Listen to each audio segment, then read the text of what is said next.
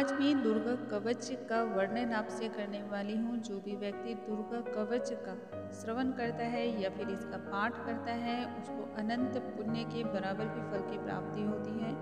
इसके साथ ही माँ देवी हमेशा सदैव हर कदम पर साधक की रक्षा करती है।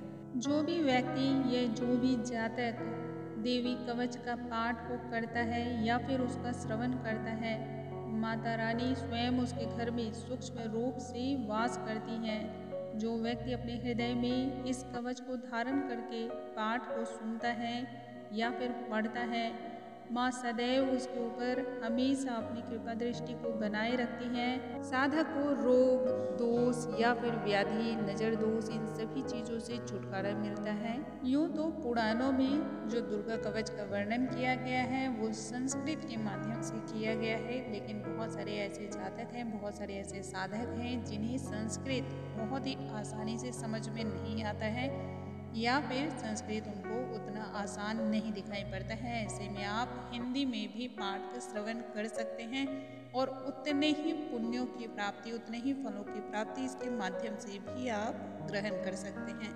आइए हम दुर्गा कवच के पाठ को आरंभ करते हैं। नमस्कार दोस्तों, कैसे हैं आप सभी? उम्मीद करती हूँ आप सभी स्वस्थ होंगे, सुरक्षित होंगे और आप सभी को उत्तम भविष्य की कामना करते हुए आज का ये वीडियो स्टार्ट करती हूँ। दुर्गा कवच का पाठ दुर्गा सप्तशी के पाठ करने से पहले ही किया जाता है। इस कवच का पाठ करने से देवी भगवती अपने भक्तों पर प्रसन्न होकर उन्हें रक्षा प्रदान करती हैं। इस कवच के पाठ करने के बाद आपको अर्गला सूक्त का पाठ और उसके बाद कीलक सूक्त का पाठ अवश्य करना चाहिए। इन तीनों सूक्त का पाठ करना बहुत ही शुभ होता है। तो आज इस वीडियो में मैं आपको देवी कवच का हिंदी में पाठ करने वाली हूँ। सबसे पहले हम विघ्नहर्ता श्री गणेश जी को स्मरण करते हैं, उनको ध्यान करते हैं और उनको कोटि कोटि नमन करते हैं। ओम श्री गणेशाय नमः। मार्कंडेय जी ने कहा, पितामह, जो इस संसार में परम गोपनीय तथा सभी मनुष्यों के सब प्रकार से रक्षा करने वाला है और जो अब तक आपने किसी दूसरे के सामने प्रकट न किया हो, ऐसा कोई साधन मुझे बताइए। ब्रह्मा जी बोले, ब्राह्मण, ऐसा साधन तो एक है और एकमात्र सिर्फ और सिर्फ देवी कवच ही है, जो गोपनीय से भी परम गोपनीय है, पवित्र तथा संपूर्ण प्राणियों का उद्धार करने वाला है। महामुनि, आप उसे जरूर श्रवण करो। देवी की 9 मूर्तियां हैं जिन्हें नवदुर्गा कहते हैं। उनके पृथक पृथक यानी कि अलग अलग नाम बतलाए जाते हैं। प्रथम नाम शैलपुत्री है, दूसरी का नाम ब्रह्मचारिणी, तीसरी स्वरूप माँ चंद्रघंटा के नाम से प्रसिद्ध है, चौथी मूर्ति को कुष्मांडा कहते हैं, पांचवी दुर्गा का नाम स्कंद माता है, देवी के छठे रूप को कात्यायनी कहते हैं, सातवां कालरात्रि और आठवां स्वरूप महागौरी के नाम से प्रसिद्ध है। नवी दुर्गा का नाम माँ सिद्धिदात्री है। ये सब नाम सर्वज्ञ महात्मा वेद भगवान के द्वारा ही प्रतिपादित हुए हैं। जो मनुष्य अग्नि में जल रहा हो, रणभूमि में शत्रु से घिर गया हो, विषम संकट में फंस गया हो तथा इस प्रकार भय से आतुर होकर जो भगवती की शरण में प्राप्त हुए हो, उनका कभी अमंगल नहीं होता। युद्ध के समय में संकट में पड़ने पर भी उनके ऊपर कोई विपत्ति दिखाई नहीं देती। उन्हें दुख, शोक और भय की प्राप्ति भी नहीं होती है। जिन्होंने भक्तिपूर्वक देवी का स्मरण किया है, उनका निश्चय ही अभ्युदय होता है। देवेश्वरी, जो तुम्हारा चिंतन करते हैं, उनकी तुम निसंदेह रक्षा करती हो। चामुंडा देवी प्रेत पर आरूढ़ होती है, वाराही भैंसे पर सवारी करती हैं, ऐन्द्री का वाहन ऐरावत है, वैष्णो देवी गरुड़ पर ही आसन जमाती है, माहेश्वरी वृषभ पर आरूढ़ होती हैं, कौमारी का वाहन मयूर है, भगवान विष्णु के प्रियतमा लक्ष्मी देवी कमल के आसन पर विराजमान है और हाथों में कमल पुष्प धारण किए हुए हैं। वृषभ पर आरूढ़ ईश्वरी देवी ने श्वेत रूप धारण कर रखा है। ब्राह्मी देवी हंस पर बैठी हुई हैं और सब प्रकार के आभूषणों से विभूषित हैं। इस प्रकार ये सभी माताएं सब प्रकार की योग शक्तियों से संपन्न हैं। इनके सिवा और भी बहुत सारी देवियां हैं जो अनेक प्रकार के आभूषणों से शोभा युक्त हैं तथा नाना प्रकार के रत्नों से सुशोभित हैं। ये संपूर्ण देवियां क्रोध में भरी हुई हैं और भक्तों की रक्षा के लिए रथ पर बैठी हुई दिखाई देती हैं। ये शंख, चक्र, गदा, शक्ति, हल, मूसल, खेटक और तोमर, परशु, पास, कुंत और त्रिशूल एवं उत्तम सारंग, धनुष आदि अस्त्र शस्त्र अपने हाथों में धारण किए रहती हैं। दैत्यों के शरीर का नाश करना, भक्तों को अभय दान देना और देवताओं का कल्याण करना, यही उनके शास्त्र धारण का उद्देश्य है। महान रौद्र रूप, अत्यंत घोर पराक्रम, महान बल और महान उत्साह वाली देवी, तुम महान भय का नाश करने वाली हो, तुम्हें नमस्कार है। तुम्हारी ओर देखना भी कठिन है। शत्रुओं का भय बढ़ाने वाली हे जगदम्बे, मेरी रक्षा करो। पूर्व दिशा में ऐन्द्री, मेरी रक्षा करो।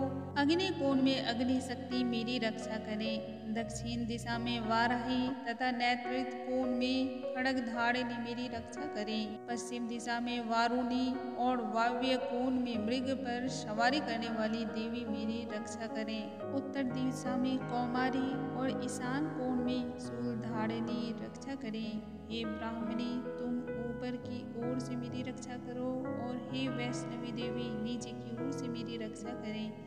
इसी प्रकार सबको अपना वाहन बनाने वाली चामुंडा देवी दसों दिशाओं से मेरी रक्षा करें। जया आगे से और विजया पीछे की ओर से मेरी रक्षा करें। वाम भाग में अजित और दक्षिण भाग में अपराजिता, रक्षा करें। उद्धोत्विनी शिखा की रक्षा करें। उमा मेरे मस्तक पर विराजमान होकर रक्षा करें। ललाट में मालाधारी रक्षा करें और यशस्वनी मेरी भवों के संरक्षण करें। भवों के मध्य भाग में त्रिनेत्रा और नथुनों की यम घंटा देवी रक्षा करें। दोनों नेत्रों के मध्य भाग में शंखनी और कानों में द्वारवासिनी रक्षा करें। कालिका देवी कपोलों की तथा भगवती सांकरी कानों के मूल की रक्षा करें। नासिका में सुगंधा और ऊपर के होठ में चर्चिका देवी रक्षा करें। नीचे के होठ में अमृत कला तथा जिह्वा में सरस्वती देवी रक्षा करें। कौमारी दांतों की और चंडिका कंठ प्रदेश की रक्षा करें। चित्र घंटा गले की घाटी की और महामाया तालू में रहकर रक्षा करें। कामाक्षी ठोड़ी की और सर्वमंगला मेरी वाणी की रक्षा करें। भद्रकाली ग्रीवा में और धनुर्धरी पृष्ठ वंश में रहकर रक्षा करें। कंठ के बाहरी भाग में नीलग्रीवा और कंठ की नली में नलकूबरी रक्षा करें। दोनों कंधों में खड्गिनी और मेरी दोनों भुजाओं में वज्रधारिणी रक्षा करें। दोनों हाथों में दंडनी और उंगलियों में अंबिका देवी माँ रक्षा करें। शूलेश्वरी नखों की रक्षा करें। कुलेश्वरी पेट में रहकर रक्षा करें। महादेवी दोनों स्तनों की और शोक विनाशिनी देवी मन की रक्षा करें। ललिता देवी हृदय में और शूलधारिणी उदर में रहकर रक्षा करें। नाभि में कामिनी और गुह्य भाग में गुह्येश्वरी रक्षा करें। पूतना और कामिका लिंग की और महिष वाहिनी बुधा की रक्षा करें। भगवती कटी भाग में और विंध्यवासिनी घुटनों की रक्षा करें। संपूर्ण कामनाओं को देने वाली महाबला देवी दोनों पिंडलियों की रक्षा करें। नारसिंही दोनों घुटनियों की और तेजस्वी देवी दोनों चरणों के पृष्ठ भाग की रक्षा करें। श्री देवी पैरों की उंगलियों में और तलवासिनी पैरों के तलवों में रहकर रक्षा करें। अपनी दाढ़ों के कारण भयंकर दिखने वाली दंष्ट्र कराली देवी नखों की और उदर्भकेशिनी देवी केशों की रक्षा करें। रस, रूप, गंध, शब्द और स्पर्श इन विषयों का अनुभव करते हुए योगिनी देवी रक्षा करें तथा सतत्व गुण, रजोगुण और तमोगुण की रक्षा सदा नारायणी देवी करें। वाराही आयु की रक्षा करें। वैष्णवी धर्म की रक्षा करें तथा चक्रिणी देवी यश, कीर्ति, लक्ष्मी, धन तथा विद्या की रक्षा करें। हे इंद्राणी, आप मेरे गोत्र की रक्षा करें। हे चंडिके, तुम मेरे पशुओं की रक्षा करो। महालक्ष्मी मेरे पुत्रों की रक्षा करें और भैरवी पत्नी की रक्षा करें। मेरे पथ की सुकथा तथा मार्ग की क्षेमकरी रक्षा करें। राजा के दरबार में महालक्ष्मी रक्षा करें तथा सब ओर व्याप्त रहने वाली विजया देवी संपूर्ण भयों से रक्षा करें। देवी जो स्थान कवच में नहीं कहा गया है, ये तो रक्षा से रहित है, वह सब तुम्हारे द्वारा सुरक्षित हो, क्योंकि तुम विजयशालिनी और पाप नाशिनी हो। रोमावलियों की छिद्रों में कौबेरी और त्वचा की वागीश्वरी देवी रक्षा करें। पार्वती देवी रक्त, मज्जा, वसा, मांस, हड्डी और मेद की रक्षा करें। आंतों की कालरात्रि और पित्त की मुकुटेश्वरी रक्षा करें। मूलाधार आदि कमल केशों में पद्मावती देवी और कफ में चूड़ामणि देवी स्थित होकर रक्षा करें। नख के तेज की ज्वालामुखी रक्षा करें, जिसका किसी भी अस्त्र से भेदन नहीं हो सकता। वह अभेद देवी शरीर की समस्त संधियों में रहकर रक्षा करें। हे ब्राह्मणी, आप मेरे वीर्य की रक्षा करें। छत्रेश्वरी छाया की तथा धर्मधारिणी देवी मेरे अहंकार, मन और बुद्धि की रक्षा करें। हाथ में वज्र धारण करने वाली वज्रहस्ता देवी मेरे प्राण, अपान, व्यान, उदान और समान वायु की रक्षा करें। कल्याण से सुशोभित होने वाली भगवती कल्याण शोभना मेरे प्राण की रक्षा करें। यदि अपने शरीर का भला चाहे तो मनुष्य बिना कवच के कहीं एक पग भी न जाए। कवच का पाठ करके ही यात्रा करें। कवच के द्वारा समूल सुरक्षित मनुष्य जहाँ जहाँ भी जाता है वहाँ वहाँ उसे धन लाभ होता है तथा संपूर्ण कामनाओं की सिद्धि करने वाली विजय की प्राप्ति होती है। वह जिस जिस अभिष्ट वस्तु का चिंतन करता है उसको निश्चय ही वो प्राप्त करता है। वह पुरुष इस पृथ्वी पर तुलना रहित महान ऐश्वर्य का भागी होता है। कवच से सुरक्षित मनुष्य निर्भय हो जाता है। युद्ध में उसकी पराजय नहीं होती तथा वह तीनों लोकों में पूजनीय होता है। देवी का यह कवच देवताओं के लिए भी दुर्लभ है। जो प्रतिदिन नियम पूर्वक तीनों संध्याओं के समय श्रद्धा के साथ इसका पाठ करता है उसे देवी कला प्राप्त होती है तथा वह तीनों लोकों में कहीं भी पराजित नहीं होता है। इतना ही नहीं, वह अमृत्यु से रहित हो 100 से भी अधिक वर्षों तक जीवित रहता है। मकड़ी, चेचक, कोढ़ आदि उसकी संपूर्ण व्याधियां नष्ट हो जाती हैं। कनेर, भांग, अफीम, धतूरे आदि का स्थावर विष, सांप और बिच्छू आदि के काटने से चढ़ा हुआ जंग, विष तथा अहिफेन और तेल के संयोग आदि से बनने वाला कृत्रिम विष, ये सभी प्रकार के विष दूर हो जाते हैं। उनका कोई भी असर नहीं होता है। इस पृथ्वी पर मारण, मोहन आदि जितने भी अभिचारिक प्रयोग होते हैं तथा इस प्रकार के जितने मंत्र यंत्र होते हैं वे सब इस कवच को हृदय में धारण कर लेने पर उस मनुष्य को देखते ही नष्ट हो जाते हैं।